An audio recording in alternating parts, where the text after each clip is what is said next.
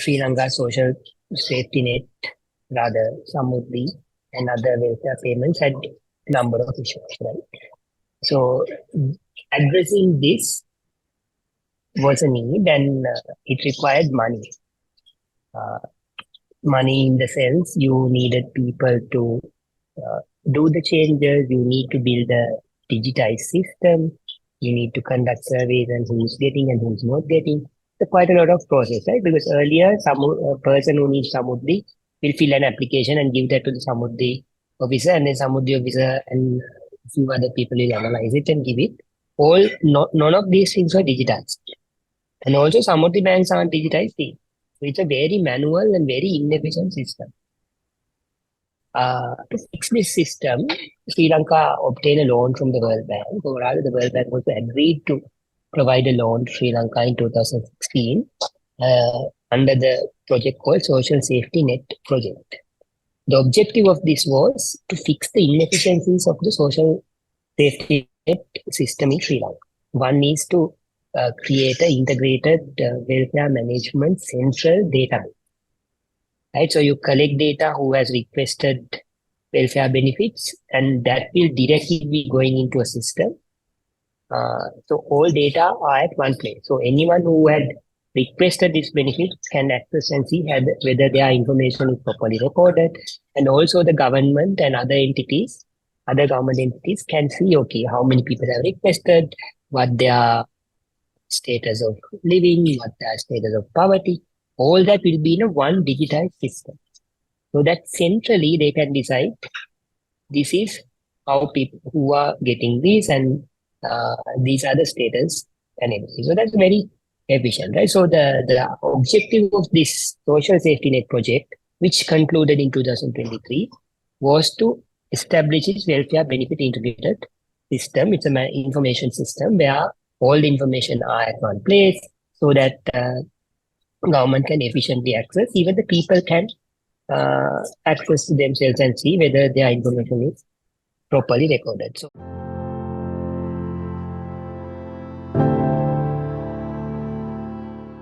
yeah, so Aswesuma, so these criteria were gazetted by the Welfare Benefit Board in 2019. So they used what we call multi-deprivation score, which I think is largely based on the concept of multidimensional poverty, because as opposed to merely determine based on one's income and expenditure, some economists or the developmentalists argue that, when you are determining the eligibility for anyone's eligibility to a social safety net program or a cash transfer, it is important to look wider aspects of it. So it is with that context that this idea of multi-deprivation or also the multidimensional poverty comes in. So இந்த அளவுகோல்களை பொறுத்தவரையில ஒரு இப்போ இந்த சில அளவுகோல்கள் வந்து சில நேரங்கள்ல பொருத்தமில்லாததாக இருக்கலாம். இப்போது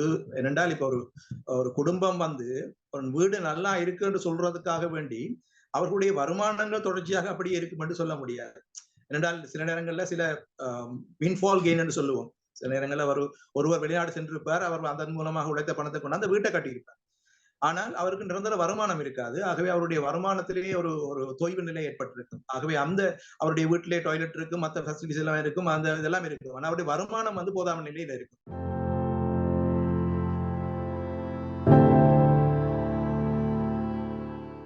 Now globally there's a growing norm to accept multidimensional poverty as a way of assessing the poverty. Right? So there would be different other ways to assess poverty as well, but we see in certain other countries also adapting this particular concept of multidimensional poverty to assess one's level of poverty rather than only taking income as an example. Because back in the days, the idea was you take how much income you have, so entirely based on your income, you determine whether one is in poverty or not. Whereas the logic behind the idea of multidimensional poverty, which is the origin of multi-deprivation score, is that you merely cannot determine one's poverty based on the income.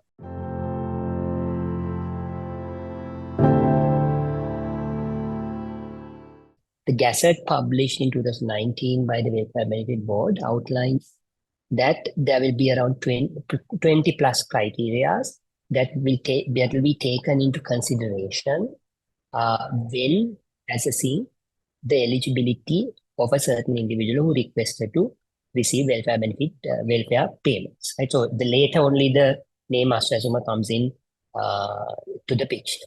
Now, how does this work? Is one go and collect data by people who request Aswesuma or whatever scheme, right? Because this name didn't exist at the point that as came into the picture. So you go and collect data about their education levels, whether they have vehicles, what kind of house they have, their income level, the expenditure level, around 22 criteria, right?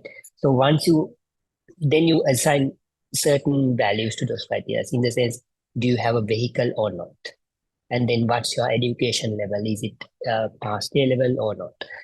Then do you have a land that is big enough? I mean, those criteria are specifically, I mean, go into details about the size of the land and the type of the land, whether it's highland, lowland, or the upcountry, or different categories. So based on that, you assign a value between 0 and 1. Whether if you have a vehicle, it goes 0.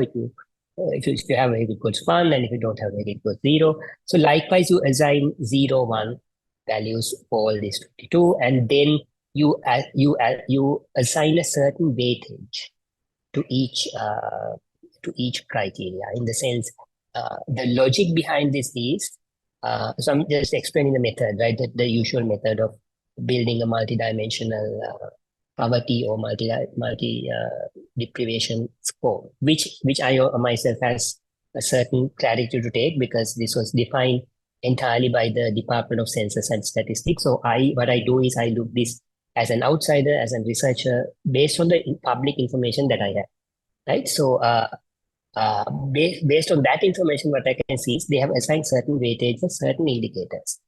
For example, having education, what weight that would have in determining poverty. So that has been done by the Department of Census and Statistics. Once those weightages are assigned, now you get certain values, 0, 1, 0, 1, all that. And then for that, you assign a certain weightage. For example, let's say maybe 0.3 for owning a vehicle, maybe 0.2 for having education, all those things, right? So you get a sum of all those weighted scores, and then you calculate what you call the multi-deprivational score, right? And then based on that score, one can decide which category a certain individual belongs, in the sense that whether that particular individual is in severe poverty or vulnerable, or whatever the way you define it.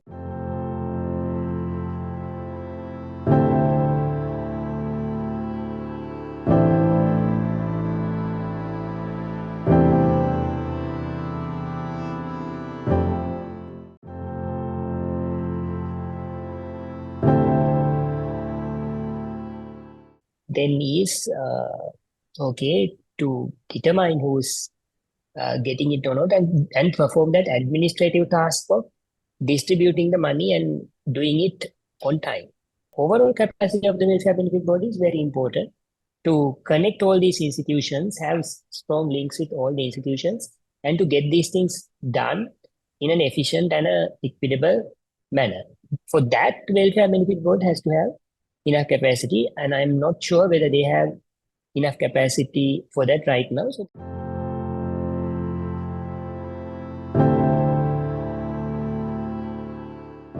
because Sri Lankan government has a general budget deficit problem, means Sri Lankan government's expenditure is way higher than the government income, right? So we are right now in a really bad state with regard to that, and that is why we also temporarily stop paying debt to some creditors. So money comes from the government, but to get this money, because as I explained, we have a deficit, so we need to borrow to bridge this gap. To bridge this gap, we borrow money from different sources, and World Bank had agreed to give us a loan, provide us as a payment. That's a loan, not a grant. That will give us money because we don't have money. We have to borrow money from somewhere, and a lot of people are not giving loans to us, right? So only loans now coming from, in terms of external sources, is either ADB, IMF, or World Bank, right? So World Bank had agreed, okay, we will give you money, but that money has to be spent for social protection this year and next. So the anticipation is that money provided by the World Bank will be sufficient to make the Aswesuma payments. Now, the amount, how many people getting it, is decided by the government based on government overall budget constraints.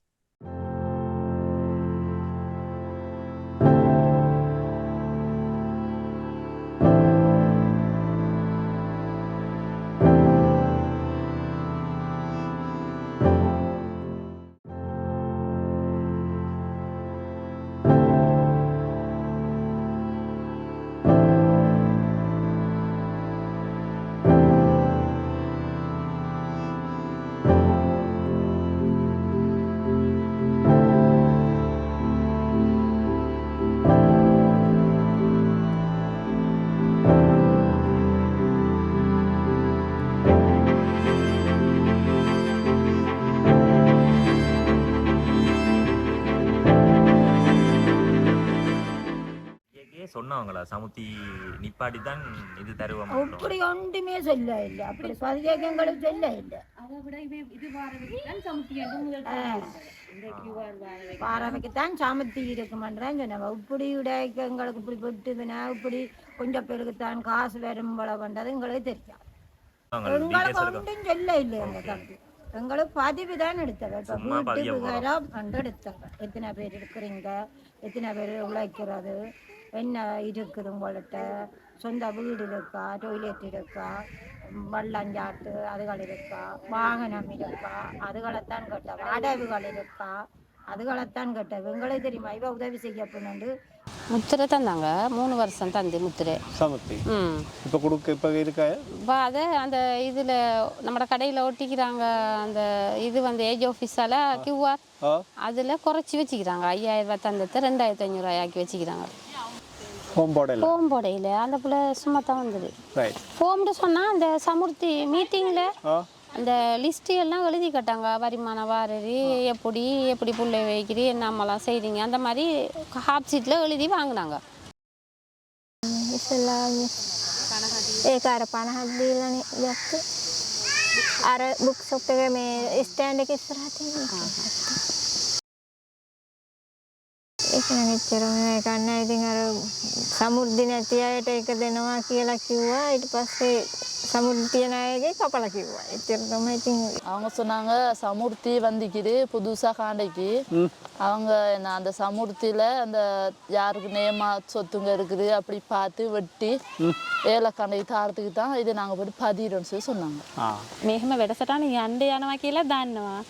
හැබැයි ඇත්තටම ඒක අර සමුද්‍රි වැඩසටහනක් නැති කරලා මේක කරයි කියලා එහෙම හිතාගෙන හිටියේ නෑ. එතකොට දැන් අපි හිතාන හිටියේ කොහොමත් සමුද්‍රලයිස්තු ඉන්න අයට අනිවාර්යෙන් හම් වෙනවා කියලා දැනගෙන හිටියා. ඒ කියන්නේ ඒ වගේ තමයි අපි ඉල්ලුම් පත්‍රය බාරගත්තේ. මුදුවේ පල්ලියෙන් ඇලවුන්ස් කරලා මේ සුබසාධක පවුල් ඉල්ලුම් පත්‍රය ඉවිල්ලා තියෙනවා. කොමියුනිකේෂන් කඩවල තියෙනවා. එතකොට අනිවාර්යෙන් මුද්‍ර තියෙන අයට පුරවන්න කිව්වා. පොරතුලේකින් ඉන්න අයට පුරවන්න කිව්වා. වෙටිහිටි දීමනාව ගන්න අයට පුරවන්න කිව්වා. ඒ වලින් පොරතුලේකින් ඉන්න අයට පුරවන්න කිව්වා.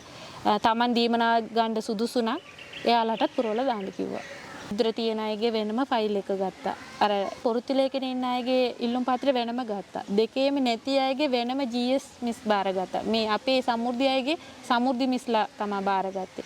එතකොට අපි හිතාන හිටියේ අනිවාර්යෙන් අපිව තේරිලා එයි කියලා. මේම දෙයක් අපි සමුර්ධි රැස්වීමට ගියාම මේම දෙයක් අපිට ෆෝම් එකක් එහෙම දීලා කිව්වා මේම දෙයක් තියෙනවයි මේම ගෙවල් වලට එයි ඇවිල්ලා බලයි. බලලා ඉවර වෙලා ඔයාලා තියෙන ආදායම කොහොමද කියලා බලලා ඉවර වෙලා තමයි උගලන්ට ගාම සේවක මහත්තය මේ සම්බන්ධව කිසිම දෙයක් දැනුවත් නැහැ. ඒකට හේතුව අපි අහන හැම වෙලාවෙම ගාම සේවක මහත්තය අපිට කියන්නේ මේ මම ඕ සම්බන්ධව කිසිම දෙයක් අපිව දැනුවත් කරලත් නැහැ අපි දන්නෙත් නැහැ කියලා. ඉතින් මේ දැන් මං එතකොට පුද්ගලිකම ගිහින් ආවුවා මේ අනේ මහත්තයා දැන් මහත්තයා ළඟනේ දැන් ඔය ලිස්ට් එක දාලා තියෙන්නේ කොහොමද මේ දැන් කොළ 3ක් තිබුණා කාණ්ඩ වශයෙන්. ඕ සම්බන්ධව ඇත්තට මම දන්නේ නැහැ කිව්වා මේ ඕ සම්බන්ධ දන්නේ ඉතින් සමුද්දි නියාමක කියලා තමයි කිව්වේ. කොහොමවත් දන්නේ සමුද්‍රේ නිදි ඇරියා. සමුද්‍රේ නැතුව ඇරියට පස්සේ ටික දවසකට පස්සේ කිව්වා ඔයගොල්ලන්ට ගෙදරට කවුරු හරි එයි කිව්වා. உதவி இல்லாதவங்களுக்கு உதவி திட்டம் கிடைக்கணும் என்னமோ உதவி செய்வாங்க அப்படி அந்த மாதிரி சொன்னாங்க. முத்திரை இல்லாதவங்களுக்கு முத்திரை தருவாங்க அந்த மாதிரிலாம் சொன்னாங்க. சொல்லி வந்து பதிஞ்சாங்க.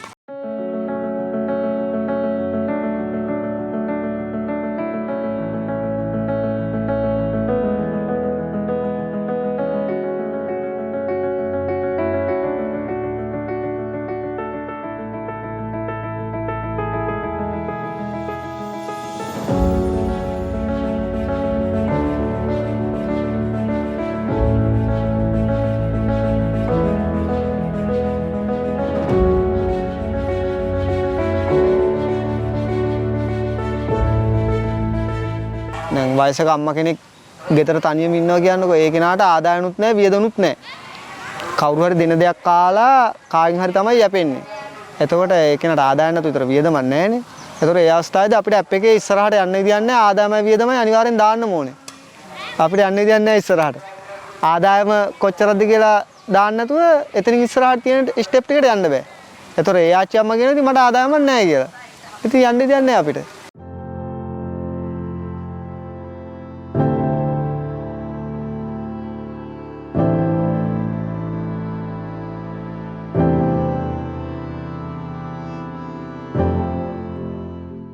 ඩෙන්ටිස් ගෙදර කට්ටියකම ඩෙන්ටි ගත්තා. ඊට අමතරව ගෙයි ෆොටෝ එකක් ගත්තා සහ ඉල්ලුම් කරුගේ ෆොටෝ එකක් ඉල්ලුම් කරු විතරක් නෙමෙයි. ගෙදර 5 දෙනා ඉන්නවා 5 දෙනාගේ ෆොටෝස් අප්ලෝඩ් කරන්න පුළුවන්. නමුත් අපි ගොඩාක් දුරට අර ඉල්ලුම් කරුගේ සහ ගෙදර වයසක කෙනෙක් හිටියොත් ඒ කෙනාගේ සහ මේ අර ඒ කියන්නේ පෙන්වන්න අවශ්‍ය ආබාධිත කෙනෙක් හිටියොත් ඒ කෙනාගේ ගත ගොඩාක් දුරට ඉතින් අර ෆොටෝස් ගත්තා නම් මම නම් ගත්තා අඩුයි. අනිත් අය මන් දන්නේ මේ මම ගොඩක් දුරට මේ ඉල්ලුම් කරුගේ ෆොටෝ එක අනිවාර්යෙන් ගත්තා සහ ගෙදර වයසක කෙනෙක් හිටියොත් ආබාධිත කෙනෙක් හිටියොත් දැන් ගෙදර 8 දෙනෙක් හිටියොත් 8 දෙනාගේ ෆොටෝස් අප්ලෝඩ් කරන්න ඩෙන්ටි අප්ලෝඩ් කරන්න ගෙදර ෆොටෝ එක අප්ලෝඩ් කරන්න ලොකු වෙලාවක් යනවානේ. දැන් මුල දවස්වල නම් අපි කරා. එතකොට මැද හරියට යනකොට අර ගෙදර දැන් ඇත්තටම ගෙදර ෆොටෝ ගන්න ඒ අය ඉන්නේ නැහැ. අපි යන වෙලාවට ගෙදර ළමයි 3 දෙනයි අම්මයි තාත්තයි ඉන්නේ. අම්මා විතරයි ගෙදර ඉන්නේ. තාත්තත් වැඩට ගිහිල්ලා ළමයි 3 දෙනා ඉස්කෝලේ ගිහිල්ලා. ඒතකොට ඉතින් ෆොටෝස් ගන්න බැහැනේ. ඉතින් ඒ වගේ ගොඩක් දුරට ඉතින් අර ගෙදරක ෆොටෝ ගන්න එක පුද්ගලයන්ගේ ෆොටෝ ගන්න එක එක්කෙනයි දෙන්නගේ තමයි ගත්තේ. ෆොටෝ ගත්තා, ගෙවල් ෆොටෝ ගත්තා. මේ අර ඩිංගක් අපි හදලා තියෙනවා. ඒ ටික තමයි වැඩිපුර අර මේ මැටි වලින් තියෙන ඒවා මුකුත් ෆොටෝ ගත්තේ නැහැ. ටිකක් අපි හදපු ටික විතර ලොකෝට එයා ෆොටෝ එකක් ගත්තා. සීට් කෑලි 4ක් 5ක් දාලා තියෙන ඒවා තමයි ගත්තේ. අර ටකරන් දාපුවාවත් ගත්තේ නැහැ. අපේ අල්ලපු ගෙදර මේ සීට් දාපු ගෙදරක ෆොටෝ කෑලි අපේ ගෙදර ෆොටෝ එක අල්ලන්න නැතුව මම කිව්වා මේ ගෙදර නෙවෙයි මෙයා ටකරන් දාපු ගෙදර තමයි අපේ කියලා.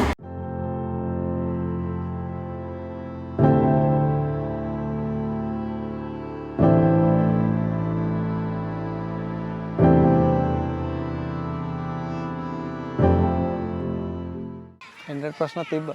මේ අප්ලෝඩ් කරනකොට හවසට සබ්මිට් කරනකොට මේ මුල දවස්වල ලොකු ප්‍රශ්න ආවා. අදටත් තියෙනවා සමහරක් අයගේ 40 50 සෙන්ඩ් වෙච්ච නැති ඒවා. ඉතින් මේ මිනිස්සුන්ගේ අදටත් තාම සෙන්ඩ්ලා නැහැ. ඉතින් මේ මිනිස්සුන් අතර තේරිලා නැහැ. මගේ ඒරියා එකේ වැඩ කරපු මේ සංවර්ධන නිලධාරීගේ ඒ කියන්නේ ඒරියා එකේ සංවර්ධන නිලධාරී නෙමෙයි ආයතන පැත්තෙන් වැඩ කරා සංවර්ධන නිලධාරී කෙනෙක්. මේ එයාගේ 47ක් අද 47ක් හෝ 49ක් අදටත් තියෙනවා සෙන්ඩ්ලා නැහැ. ඒතර මේ මිනිස්සු හිතන් ඉන්නේ මේ මිනිස්සුන්ගේ සංගණනය කරලා තේරිලා නැහැ කියලා.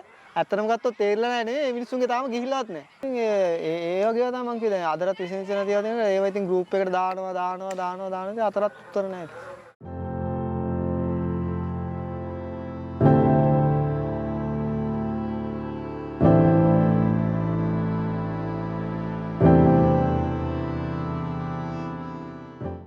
version එක ඉක්මනට අලුත් කරලා දෙනවා ඒගොල්ලෝ. ඒකේ version මම හිතන්නේ 7-8ක් විතර අලුත් කරලා. ගත්තේ version 3 කියන එකෙන් අන්තිමට ඉවරෙද්දි version 25 නැත්නම් 26.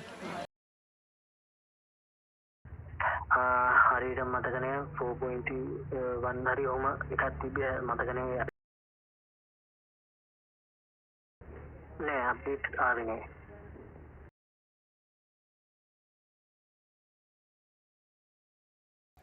එහෙමනම් වැඩි ගාණක් නෑ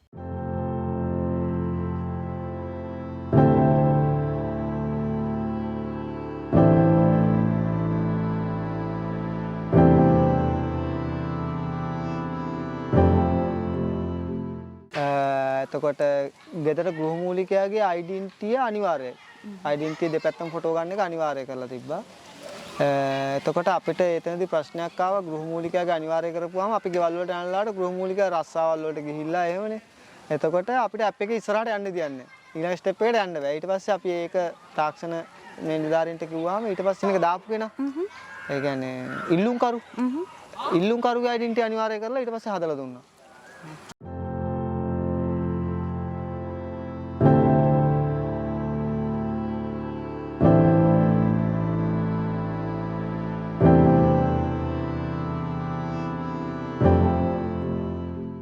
හදලා තිබ්බ ගෲප් එක තාම නැති ඔගේ. ඒ ගෲප් එකට අපි මොන හරි දැන් අද දවසේ වැඩ කරද්දි මොන හරි එරර් එකක් ආවොත් ඒ ගෲප් එකට අපි දානවා එරර් එක. එතකොට ගොඩාක් දුරට ඉතින් පැයක්වත් යන්නේ නැති වෙලාවල් වලට ඒක හදලා දීපු අවස්ථාවක් තියෙනවා. සමහරක් වෙලාවට දැන් අදටත් විසඳිච්ච නැතිව තියෙනවා. අප්ඩේට්ස් දෙක තුනක් ඇවිල්ලා තිබ්බා. ඒක ඒ හරහා ඒ කට්ටිය දැනුවත් කරනවා මේ අහවල් දවසේ ඔය කට්ටිය අප්ඩේට් එකක් ඇවිල්ලා තියෙන අප්ඩේට් කරගෙනම එළියට යන්න කියලා. එහෙම version නම් මතක නෑ. තුන් අතර.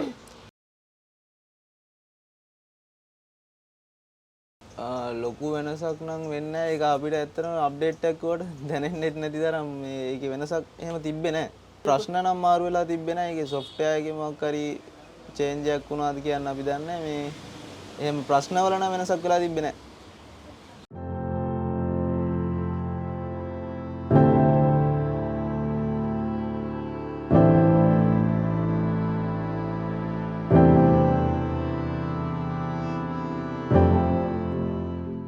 අපිට ඔය ගෙවල් වලට ගියාම ඉතින් ඒගොල්ලෝ ගෙනාලා පෙන්නනවා ඉතින් මේගොල්ලන්ගේ ඔය ළමයිගේ අසනීප වල ඩොකියුමන්ට්ස් ආබාධිත අපිට ඉතින් බලලා ඇත්තද කියලා අහන හැරෙන්න ඉතින් අපිට ඒකට ඒවා බැලුවයි කියලා අපිට කරන්න දෙයක් නැහැ. ඔය ඇප් එකේ මුකුත් තැනක් තිබුණේ නැහැ. ආබාධිත කියලා තියෙනවා නම් ඔව් කියලා දානවා හැරෙන්න ආබාධිත තත්ත්වය මොකද්ද කියලා දානවා හැරෙන්න අර ඩොකියුමන්ට් අප්ලෝඩ් කරන්න තැනක් තිබුණේ නැහැ. විශේෂ සටහන් කියලා අන්තිමට තිබ්බා සටහන් කියලා. සටහන් වල මොන හරි ලියලා දානවා හැරෙන්න ඒගොල්ලෝ ඒවා පෙන්නවා කියලා සහ කිව්වා කියලා ඉතින් අපිට ඒක ඇත්තද කියලා අහලා එනවා මිසක් එව්ව දැන් ආදායම කොච්චරද ළමයි ඉස්කෝලේ කී දෙනෙක් යනවද වැඩ කරනවද ලේඩ තියෙනවද යෑමදියම් ඇහුවා. ඉතින් අපි දැන් උසස් පෙළ කරන දුට මේ සාමාන්‍ය එකයක් පේන්නේ. ඉතින් මේ විස්තර ටිකක් කිව්වා අර දරුවගේ ෆෝම් අර මේවා මම ලේඩ වෙච්ච පේනවා ඒව වැදුවත් නැහැ. ඉතින් ඒව මුකුත් එපයි කියලා ෆෝන් එකෙන් ඔය යාට ඉතුමතේට අපි කියන ඒවට වැඩි යාට ඉතුමතේට එන්න ෆෝන් එකේ දාගෙන ගිහිල්ලා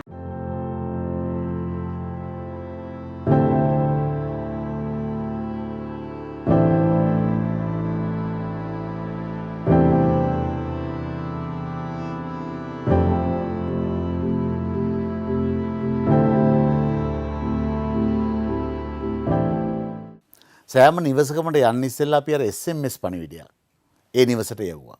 ඒතර ඒ SMS පණිවිඩය ගිහිපු සමහර නිවාස වලට අපේ සංඝ නිලධාරියා යනකොට ඒ අය නිවසේ නැහැ. නිවස දොර වහලා. අපි අවටින් හොයලා බලනවා අපේ සංඝ නිලධාරියා එයාට කියනවා ඒ අය දැන් කාලෙකින් මෙහි පදිංචියට ඇවිල්ලා නැහැ.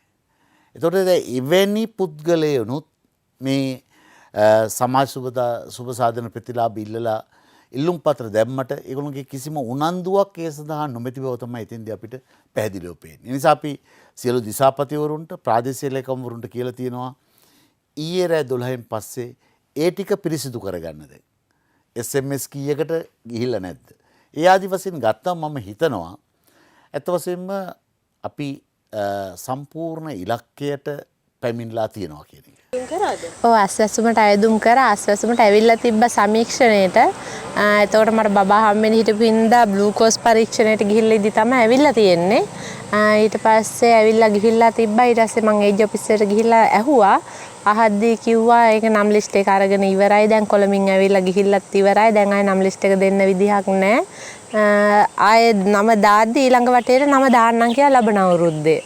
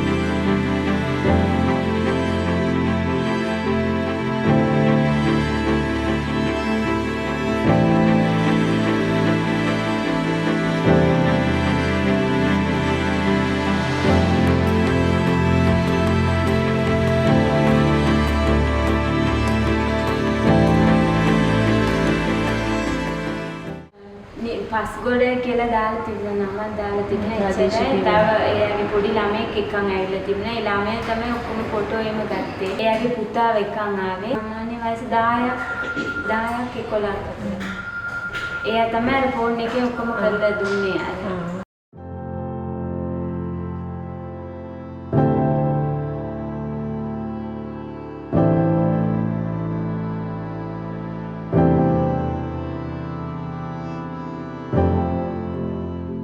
ඉස්සෙල්ලාම ගෙදරට ගියාම මේ ඇප් එක ඕපන් කරගන්නවා. ඇප් එක ඕපන් කරගෙන ආක්ලා කියනවා අපි මේ ඕගොල්ලෝ අර QR එකකට ඇප්ලිකේෂන් දාලා තියෙනවා. ඒකේ ගෙදර සමීක්ෂණය කරන්න ආවේ. අපිට ඇත්ත තොරතුරු දෙන්න මේ ඕගොල්ලෝ දෙන තොරතුරු අපි මේකට ඇත්ත ඒවා ඇතුළත් කරන්නත් ඕනේ. අපි ඇතුළත් කරන ඒවාත් ඕගොල්ලෝ ඕනනම් බලන්න කිසි ප්‍රශ්නයක් නැහැ. බොරු තොරතුරු දීලා තිබ්බොත් ඕගොල්ලෝ නීතියට යටත් වෙනවා කියන ආක්ලා ඉස්සෙල්ලා මේක පැහැදිලි කරලා දෙනවා විශ්ව වගන්තියට යටත් වෙන්න ඕනේ කියලා. ඊට පස්සේ ඉතින් අපි ඇප් එකේ තියෙන තොරතුරු ටික පිළිවෙලට අහගෙන යනවා. ගෙදර ගෘහමූලිකයන්ගේ කවුද කියලා තමයි ඉස්සෙල්ලාම තියෙන්නේ. ඊට පස්සේ ගෙදර විස්තර ටික දාන්න තියෙන්නේ. ගෘහමූලිකයන් පස්සේ ගෙදර වෙන කවුද ඉන්නේ කියලා අහලා නම, ID නම්බර් එක සහ ඉගෙන ගන්න ළමයි නම් ඉගෙන ගන්න වසරේ ඒවා ටික දාලා ඒ ටික කරන්න තියෙන්නේ. ඊට පස්සේ ගෙදර ආර්ථික තත්ත්වය ගන්න තියෙන්නේ. ඊට පස්සේ සෞඛ්‍ය තත්ත්වය ගන්න තියෙන්නේ.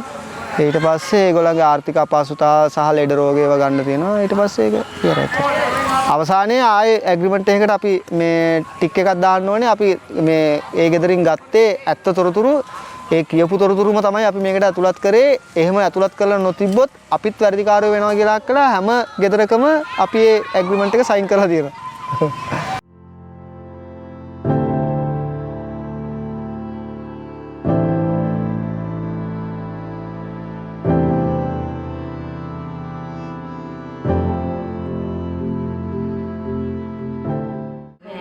ගමේ කවුරු හරි මේ කිට්ටුව කෙනෙක් නන් නෙමෙයි.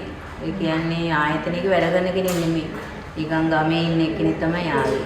அவங்கள அறிமுகப்படுத்தல. ஆனால் அந்த இப்படி நலன்புரி திட்டம் ஒன்று வருது, உங்களுக்கு ஏதாவது உதவி செய்வாங்கன்னு சொல்லி தான் அந்த பதிவு ஒன்று எடுத்தாங்க. நாங்கள் கேட்டோம். அவங்க சொன்னாங்க இது எங்களை பதிய அனுப்பிக்கிறாங்க, நாங்கள் பதிஞ்சு கொண்டு போகிறோம், இதுக்கு உங்களுக்கு தகவல் வருன்னு சொல்லி சொன்னாங்க. இங்கே முதல் பதிவு செய்ய வரைக்குள்ள வீடு வீடாக வந்தவே டிவிஷன்ல இருந்தா நாட்கள் வந்தவை எங்கட டிவிஷனுக்குரிய ஆக்கள் வரையில வேறு டிவிஷன்ல இருந்த இடம் பதிவு செய்தவை.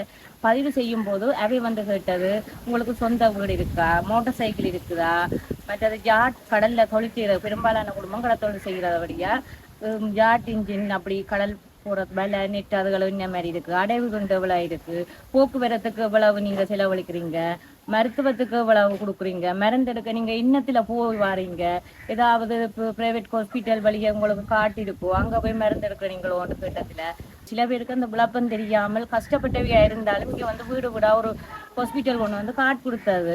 அந்த காட்டையெல்லாம் காட்டி இருக்கணும், நாங்க இங்கதான் மருந்தெடுக்கணும்னா அவை பதிய போட்டிருக்கணும். சில வீடு வழிய பைப் லைன் இல்ல, தண்ணி இல்ல, அதெல்லாம் இருக்குன்னு சொல்லி சில பேருக்கு பதிவு வந்திருக்கு.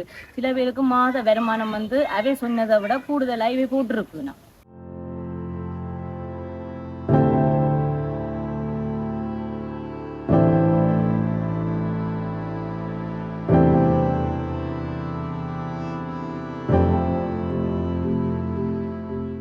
ஏனென்றால் நல்ல வசதியாக இருப்பவர்கள் கூட இதில் தெரிவு செய்யப்பட்டிருப்பதாக விமர்சனங்கள் வருகின்றன. அந்த விமர்சனங்களுக்கு பதிலளிக்க வேண்டியது தெரிவு செய்வதில் ஈடுபட்ட அதிகாரிகளுடைய கடமையாக இருக்கிறது.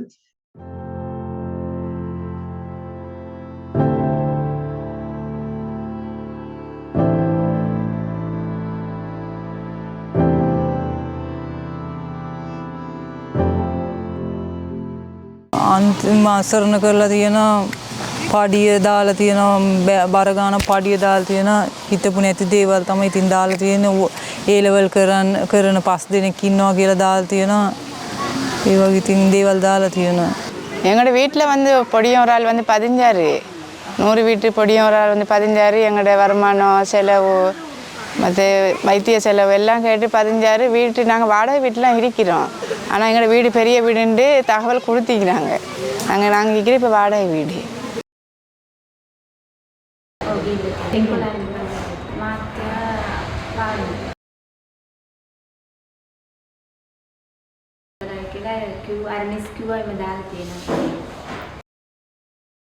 කෙනෙක්ගේ 12 අනිත් කෙනාගේ 4. இங்கே எங்கட தம்பாடி கிராமத்தை பொறுத்த மட்டும் கஷ்டப்பட்ட மக்களுக்கு வரவே இல்லை. முழுக்க வந்திருக்கிறது வசதி, வீடு, நல்ல தண்ணி, பைப் லைன், எல்லாத்தோடும் பிள்ளையார் வெளிநாடு அப்படி இருக்கிறவே தான் எங்கட கிராமத்தில் இந்த நலன்புரி திட்டம் வந்திருக்கு.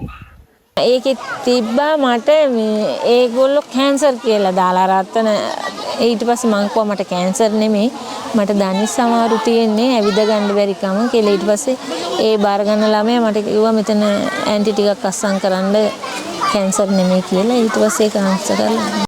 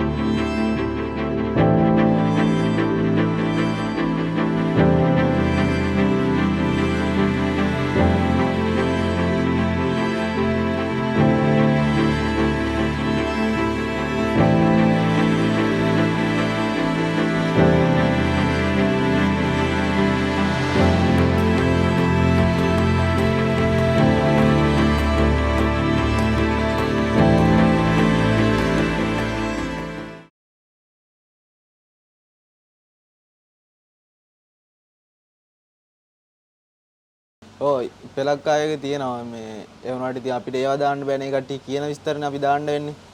පෙලක් අයගේ හොඳට ගෙවල් දොරවල් යාන වාහන කුඹුරු වැඩ කරන එහෙම අය ඉන්නවා සමෘද්ධිය තියෙන. හැබැයි ඒ කට්ටිය කියන්නේ කිසි ආදායමක් නැහැ මෙහෙමයි ආර්ථිකය වැටලා තියෙන්නේ. ඒ වගේ දේවල් තමයි කියන්නේ. ඒ වුණාට ඉතින් අපිට ඒක මේ මොකද අස්වැසුම මේ ඇප් එක හරහා මේ දේවල් දාන්න බෑනේ.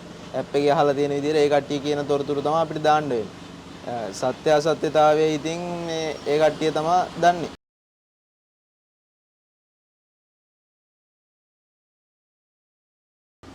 එහෙම අවස්ථාවක් නැහැ. ඉතින් ගෙදර යාන වාහන තියෙන්න පුළුවන්, ඒවා ළමයින්ගේ වෙන්න පුළුවන්. අපිට පේන දේ දාන්න බෑනේ. ඒ කට්ටිය කියන දේ තමයි ඉතින් අපි ඇප් එක හරහා දාන්නේ.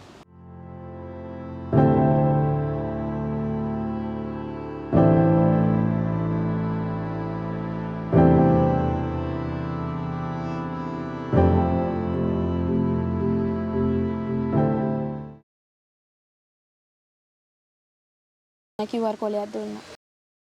මම එහෙම මොකද කියන්නේ? උත්තරේ කිව්වේ නෑ. පොඩි කොල කෑල්ලක් දීලා කිව්වා මේක තියෙන්නේ නැති කර නැතුව තියාගන්න කිව්වා. எல்லாமே ஃபோன் மூலமாக பதிஞ்சாங்க. அந்த கியூஆர் துண்டு தரும்போது மட்டும் சைன் ஒன்று எடுத்து எங்கள்கிட்ட கியூஆர் துண்டை தந்தாங்க.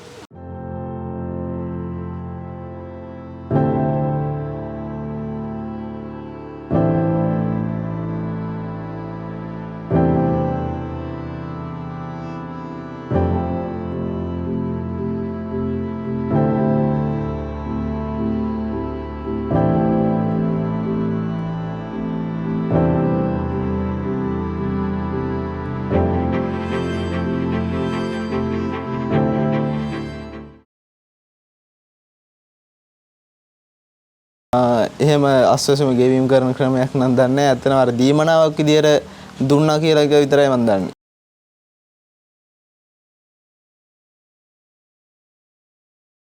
අස්වැසුම ප්‍රෝග්‍රෑම් එක හරහා අපිට කියලා දුන්නේ ඇප් එක පිළිබඳව දේවල් සහ සමීක්ෂණයේදී තොරතුරු ගන්න විදිහ විතරයි. ඒ කට්ටිය සමෘද්ධිය නැති වෙනවද, ඊට පස්සේ සමෘද්ධිය අර පොරොත්තු ලේඛන ඉන්න අයට ලැබෙනවද, ඒවා ගෙවීම් කරන්නේ කොහොමද, ඒ පිළිබඳව දැනුවත් කිරීමක් ට්‍රේනින් එක හරහා අපිට සිද්ධ වුණේ නැහැ.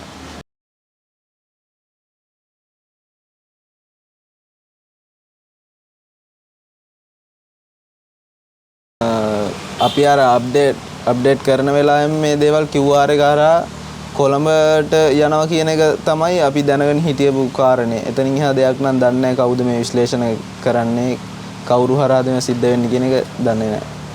රජයෙන් ආධාරයක් දෙනවා කිව්වට අපි එහෙම විස්තරයක් එහෙම කිව්වේ නැහැ. එහෙම කියන්නේ නැතුව අපෙන් විස්තර ගත්තා. ඒ කියන්නේ මෙහෙම දෙනවා, මෙහෙම රජයෙන් ආධාරය කියලා කිව්වා. රජයෙන් දෙන ආධාරයක් කියලා කිව්වා. තෝරගත්තු ක්‍රමවේදය එළියට දැම්මම මම නම් හිතන්නේ හොඳයි. තෝරගත්තු ක්‍රමවේදය ප්‍රාදේශීය ලේකම් කෙනෙක්වත් දන්නේ නැහැ.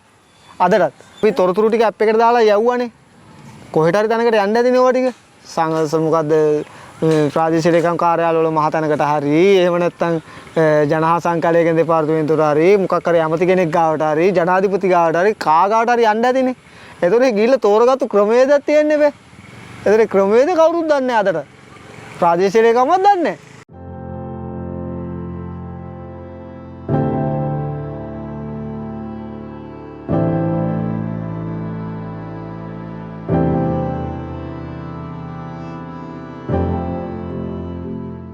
තෝරාගත්ත ක්‍රමවේදය කිව්වා නම් අපිට පොඩි හරි මයින්ඩ් එකට ගන්න පුළුවන් යකෝ මේ මනුස්සයාට දීලා තියෙන්නේ මේ හින්දා කියලා හරි.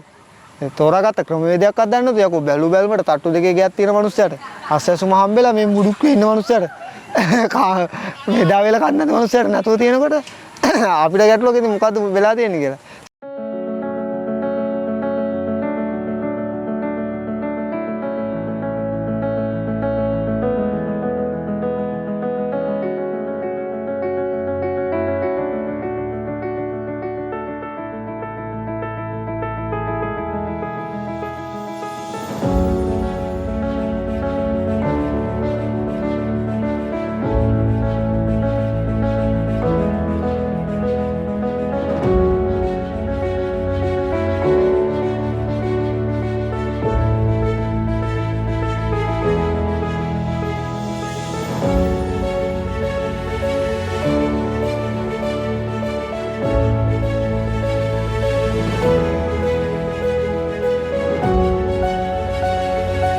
අනිත් එක යාලා කලින් කියලා තිබ්බේ නෑනේ මෙහෙම 15000 8500 5000 2500 කාණ්ඩ වලට තෝරනවා කියලාත් කියලා තිබ්බේ නෑ. 15000 மற்றது 8500 7500 5000 3000 2000 2200 அப்படி வந்து அது என்ன அடிப்படையில அதத்தான் ஒருத்தருக்குமே தெரியல. நானும் ஒருத்தருமே அது என்னன்னு தங்களுக்கே தெரியுது இல்லையா. நலன்புரி திட்டத்தை பற்றி விளங்குதே இல்லையா. මගේ උපැන්නයක් තිබුණේ නෑනේ. මම පොඩි කාලේ මගේ උපැන්න තියලා අම්මලවත් දන්නේ නෑ මම ඉපදිච්ච දිනේ. නෑ එහෙම කැමති එකකට කිව්වෙත් නෑ මොන බැංකුවට කිව්වෙත් නෑ මට. එයාලා මගෙන් අසම අරගෙන මේ කිව්වා ටෙලිෆෝන් නම්බරේ දීලා කිව්වා ඔයාලා හවල් දවසට ඔයාට අපි කෝල් කරලා කතා කරලා කියන්න. එදාට ඔයා එන්න එදාට බැංකු පොත දාලා ඇති කියලා කිව්වා. කාටවත් අපේ පැත්තෙන් කාටවත් එහෙම ලැබිලා නෑනේ තව. හදිසි කෙනෙකුට තමයි රිසිට් එකක් දීලා තියෙන්නේ. පොතක් ආවොත් අනිවාර්යෙන් සල්ලි වැටුණොත් අපේ පැත්තෙන් යනවනේ කට්ටිය. එදාට ඉතින් එතෙන්ට ගියාම මට දැනගන්න පුළුවන් වෙනවා. එහෙම නැත්නම් මේ ෆෝන් එකට කෝල් එකක් ගනි. பிறகு பேங்க் அக்கௌண்ட் என்ன திறக்க அப்படி எதுவும் சொன்னாங்களா? திறந்துக்கு அவங்க சமுர்த்தி கூட்டத்தில் ஜிஎஸ் சொன்னார் திறங்க எத்தனை மணிக்கு போங்கண்டு அதோடைய போய்த்து 3 பேங்கெல்லாம் வந்திருந்தாங்க திறந்துக்குது. அந்த சிலிப்பை தந்தாங்க சல்லி வர விட்டு அங்கே வாங்க பேங்குக்குன்னு சொன்னாங்க. இதுக்கு போகிறதுக்கு எங்களுக்கு 500 ரூபா வேணும். சாப்பாடெல்லாம் திங்காமல் வரேன்டா பஸ்ஸுக்கு மட்டும். எங்கட டிவிஷன் மட்டுமண்டி இல்லை இங்கே கைட்ஸில் இருக்கிற அரைவாசி பேருக்கு இந்த காசு வேற இல்லை. அவே சொல்லணும் என்னன்னு சொன்னால் 2ஆம் கட்டமா ஆவணி மாதத்துக்குரியது அங்கே அக்கௌண்ட் வந்தவைக்கு மட்டும்தான். அங்கே ஒரு ஃபார்ம் கொடுத்தவே முதல் இங்கே ஏஜென்ஸில் வந்து காசு வந்த உடனே ஒரு ஃபார்ம் கொடுத்து தான் கொண்டு ஏதாவது ஒரு பேங்க்கில் 200 ரூபா கட்டி அக்கௌண்ட் துறவுங்கன்னு சொல்லி அந்த அக்கௌண்ட் துறந்தவைக்கு தான் இப்போ முதல் கட்டமாக தாங்கள் காசு போட்டிருக்கட்டும் அக்கௌண்ட் நம்பர் கொடுத்தவைக்கு 2ஆம் கட்டமாக வேறுமெண்டுன்னு சொல்லுவேன். සමුද්‍රී බැංකුවට මම ගියා. මම දන්නේ නැහැ. මම ගියේ සමුද්‍රී බැංකුවේ තමයි මගේ කොලේ තිබුණේ. අර කොලේ චුටි කෑල්ල. පස්සේ ඒ මිස් කිව්වා ඔයා මෙහෙ නෙමෙයි AD ඔෆිස් එකට යන්න කිව්වා. මම AD ඔෆිස් එකට ගියාම NSB එකේ මහතුරු ඇවිල්ලා අපේ අර නම්බර ඔක්කොම ලියනවා. පස්සේ මම උඩ තට්ටුවට ගිහිල්ලා කොලේ මගේ නම තිබුණා. නම ඔක්කොම දීලා ලෑස්ති කරලා මට පල්ලෙහාට ඇවිල්ලා නැෂනල් සර්විස් බැංක් එකේ මේ මහතුරුම තමයි ලියලා ඔක්කොම පොත ඒගොල්ලෝ ඇරලා මට පෙරේද කතා කරා එන්න කියලා අරගන්න 100ක් දාලා ඕපන් කරන්න කිව්වා. ඒක ඕපන් කරා.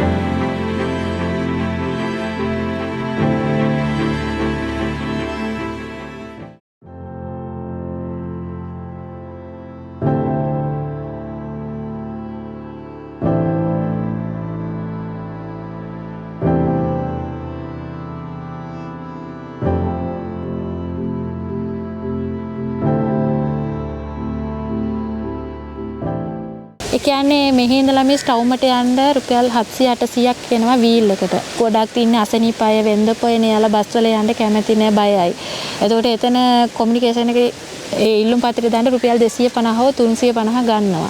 එතකොට ඒක වැඩි මිල. එතන අනිත් එක යාලා අර කොමියුනිකේෂන් කොයි කොමියුනිකේෂන්ද කරන්නේ ඒ අනිත් එක විස්තරේ කොහොමද යාලා හරියට දායිද කියලා එහෙම එකක් දන්නේ. මෙහෙම මම ලැප් එක යාලගේ ඉස්සරහා තියලා යාලගේ ෆයිල් එක යාලටම ඕපන් කරලා පෙන්නුවා.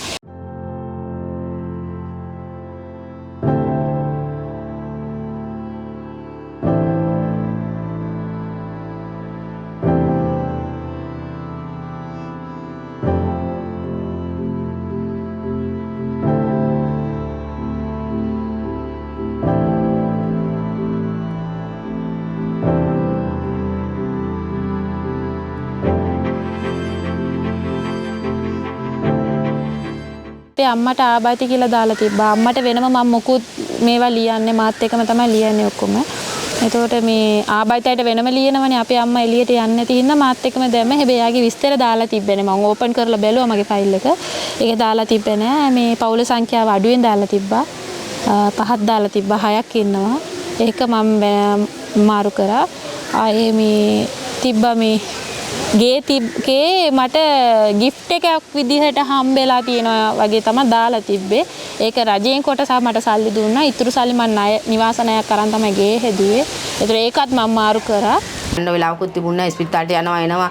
තුන් වේලම ඉස්පිරිතාලේ යනවනේ. ඉතින් මම සර්ච් කිව්ව නැහැ කියලා. ඉතින් මම ඉතින් බලන්න ගියේ නැහැ.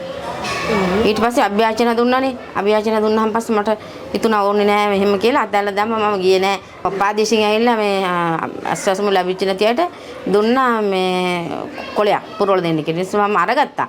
ඊට මට හිතුණා ඕනේ නෑ කියලා මම ගියේ නෑ. මං හිතුවා මේ හැමදාම රස්තිය දෙනවා. දැන් මං ගොඩක්ම ඒක හිතෙන්න හේතුව මහත්යන් දැන් එක තැන් වෙලා මොනොත් කරන්න බෑ. විදින්න කරන්න කිසි දෙයක් බෑ. ඒක ගැන හැම එකටම රස්තිය දෙන්න ඕනේ. දැන් මට කොයිවත් යන්න විදියක් නෑ. එයාම දාලා. ඒ හින්දා එයා ළඟම ඉඳන් එයාගේ වැඩ ඔක්කොම මම තමයි දැන් කරන්න ඕනේ.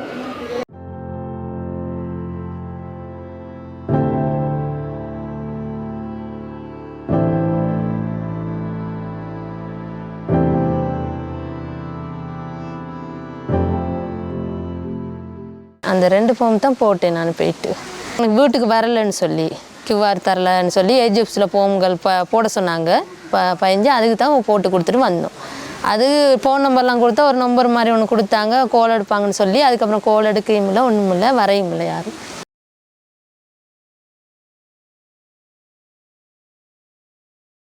ඒම කිව්වේ නෑ අපි මේක හරි ගැස්සුවයි. ඔයාලා ලිස්ට් එකක් මේ ඕන එකක් වල අපි මේක හරි ගැස්සුවා. මොකද්ද කියන එක අපි දන්නේ නැහැ.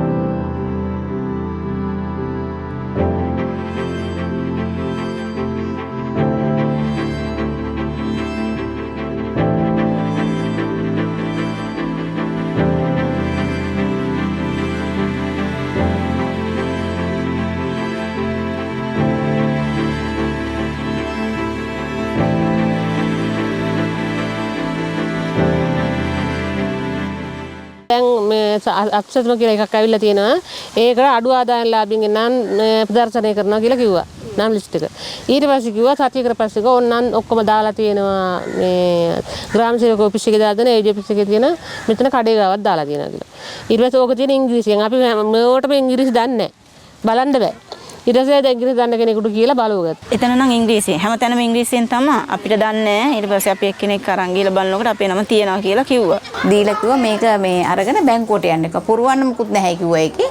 ඒකොල්ලෙත් තමයි බැංකුවට යන්නකෝ. එතකොට බැංකුවෙන් පොතක් හරි කිව්වා ඔයගොල්ලන්ට. ඉංග්‍රීසියෙන් තිබ්බේ. පොඩි ආබාධිත කෙනා නම් ඇප්ලිකන්ට් මේ වෙන කෙනෙක්ගෙන් තොරතුරු ටික ගන්න. කරපු නැති ගියක් තියෙනවා මම දන්නවා ඒක. ඒ ගෙදර අම්මයි තාත්තයි දෙන්නම ගොළු. ඒ ගෙදර මේ සංගාණය කරගන්න හම්බුන්නේ නැහැ. අසසම ලිස්ට් එකේ නැහැ. තාම උත්තරයක් නැහැ. ஒரு வாய்ப்பை சாதாலே எங்கிற கிராமத்துல இருக்கிறோம். அவாக்கே அந்த திட்டம் வேற இல்லை. அப்ப அவாக்கே கொடுக்கலன்னு எங்களுக்கு எப்படி தரும்? QR கார்டே பதிவு செய்யல. அந்த நலன்புரி திட்டத்திலேயே அவ பதிவு செய்யல. ඉතින් අපිට තේරෙන්නේ නැහැ. එයාට තේරෙන්නේ නැහැ. එයා කියපුවා අපිට පුළුවන් විදිහට උත්තර දුන්නා. එයාට සිංහල දන්නේ නැහැ. ඉතින් අර පුතාට ටිකක් පුතාට චුට්ට දෙනවා. එයා ඉතින් අහන්නේ වලදී දැන් අපි දන්නවා මෙහෙම තමයි කිය. ඉතින් ඒවට අපි උත්තර දුන්නා. சிங்கள தால கேட்குறேன் எனக்கு சிங்களம் தெரியாது அதாவது அவ என்னத்தை போட்டான்னு பிறகு தெரியாது இப்போ கொஞ்ச நாள் முன்னே ஏஜ் ஆஃபீஸுக்கு போயிட்டு வந்தோம் கூப்பிட்டாங்கன்னு சொல்லி ஏனெண்டாக்கா நாம் இந்த மாதிரி போயிட்டு ஏஜ் ஆஃபீஸில் கதைச்சோம் இப்போ எங்களுக்கு அவள் தமிழால் கதைச்சா நான் விளங்கப்படுத்தி கதைப்பேன் சிங்களம் எனக்கும் தெரியாது அதோட அந்த மிஸ் என்ன போட்டான்னு தெரியலை 2000 கூப்பிட்டத்தில் எனக்கு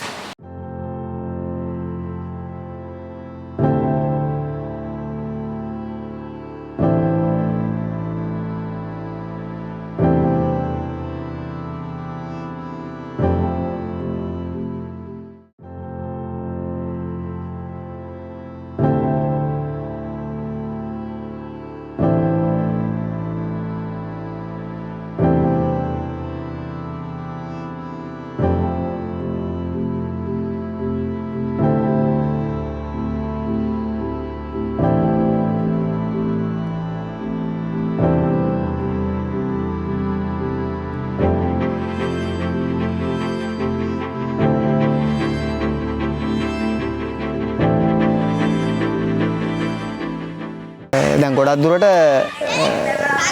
පිට ගිහිල්ලා වැඩ කරපු අයට ප්‍රශ්න නැහැ. ගම ඇතුලේ වැඩ කරපු අයට තමයි දැන් ගොඩක් ඉතින් ප්‍රශ්න වෙලා තියෙන්නේ. ගම ඇතුලේමනේ. දැන් ඕකක් දන්නේ නැහැ නේද? තෝරගද්දී ওই ප්‍රශ්න එනවා ඒවා ඉතින් එනුමරේටර්ස් වල දන්නේ නැහැ. ඒකට ගම ඇතුලේ වැඩ කරපු පිරිසක් ඉන්නවනේ. මගේ ගේයාවට දැන් QR ඇවිල්ලා තියෙන ලිස්ට් එකේ. ඒතර QR ලිස්ට් එකේ මගේ ගේයාවට ගෙවල් 50ක් තියෙනවා නම් මම කියනවා ඒ ගෙවල් 50 මම කරන්නම් මට ලේසියිනේ කියලා. නමුත් එහෙම කරපු කෙනාට දැන් කේස් අර දැන් පිට ගිහිලා කරපු කෙනාට ප්‍රශ්නයක් නැහැ ඉතින්.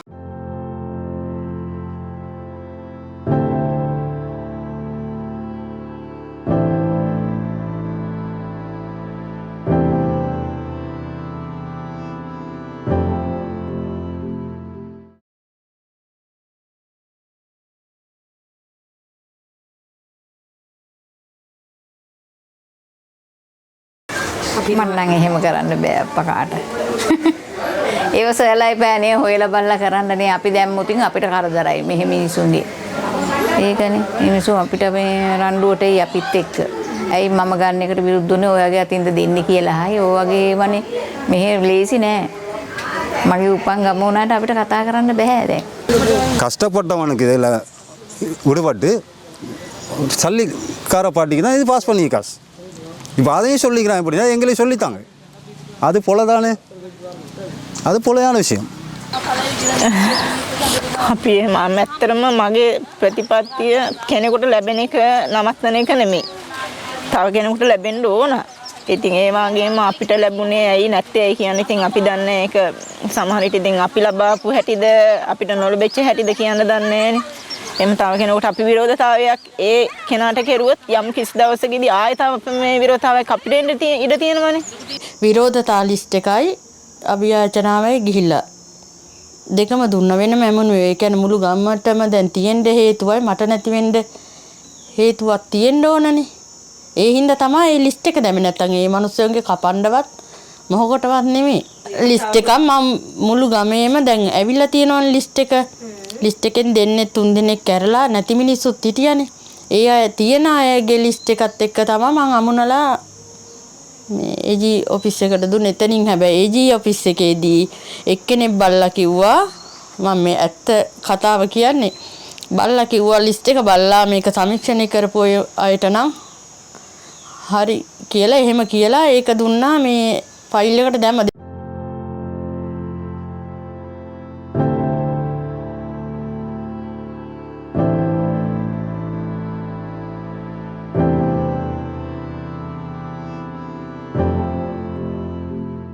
හත්සියකට ගත්තා. දවස් 15ක් ඉඳගත්ත තැන තමයි. හැබැයි මෙහෙම එකක් වුණා මේ පළවෙනි සෙට මට එක්කෙනෙක් 1500 රීලෝඩ් එකක් දුන්නා. මම මෙහෙම වැඩ කරනවා කියලා කියපුවාම එයා මට ඒකට මිස් නෙට් යනවනේ. එතකොට මම ළඟ ලෙප් එකක් නැහැ. ලෙප් එකක් කුලියට අරන් තමයි වැඩේ කරලා දුන්නේ. දවසට 200ක් ලෙප් එකට දෙන්න ඕනේ. එතකොට හරියට දවස් 5ක් කරද්දි මේ ළමයාට ඔන්ලයින් පන්ති තියෙනවා කියලා ආයෙ ලෙප් එක ඉල්ල ගත්තා. ඊළඟ දවසත් අර ෆෝන් වල අපේ ෆෝන් වලට ඊට ඒ හැම විස්තර යන්නේ අර ඩිස්ප්ලේ වෙඩි භාගයක් විතරයි එන්නේ. ඉතුරු විස්තර එන්නේ ෆෝන් එකේ. ලෙප් එකේම තමයි ඔක කරන්න පුළුවන්. ඊට පස්සේ කුලියට තමයි ලෙප් හොයලා මම ළඟ ලෙප් එක ගන්නවා. කුලියට තමයි හොයලා ගත්තේ. දවස් 3ක් නොමිලේ කරා මං. ඊට පස්සේ ආපු අය 50 100ක් කියලා කීයක් හරි දීලා තමයි මම ළඟට ගිහලා හැබැයි දුන්නේ. කුලිය දෙන්න ඕනේ කරන්ට් එක යනවා නේද? ගොඩක්ම නොමිලේ කරන්නත් බෑ මට. හැබැයි පුළුවන් උදව්ව කරා මං. එයාලට යන්නවට වැඩිය වීදම ගොඩාක් එතනට ගියාම වීදම වැඩිනේ. වීල් එකේ ගිහිල්ලා බස් වල ගිහිල්ලා පුත්තල තමයි යන්න ඕනේ. මේ ඉඳලා කොහොමත් කිලෝමීටර් 6ක් විතර යනවා ටවුමට. ප්‍රින්ට් ගන්න 250යි. එතකොට ඒ මිලට එයාලා මෙහි ළඟනේ රැටත් එවිලා දානවා මල් ළඟට එවිලා.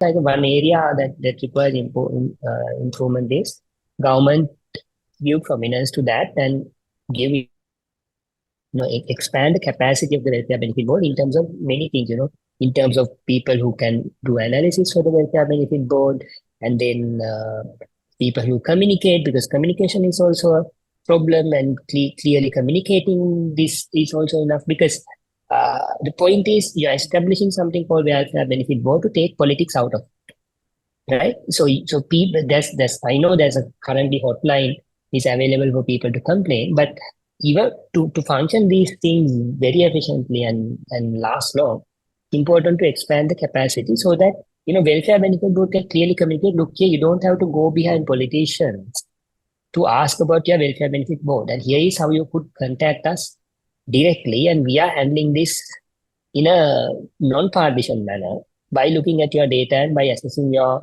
level of poverty, not based on your politician's recommendation. So that was the whole objective of one of the major objectives of doing it. And to do that, welfare benefit board also need to establish a very clear and concise communication channels with the community, with the people. I think for those things, I think there has to be a significant capacity improvement overall.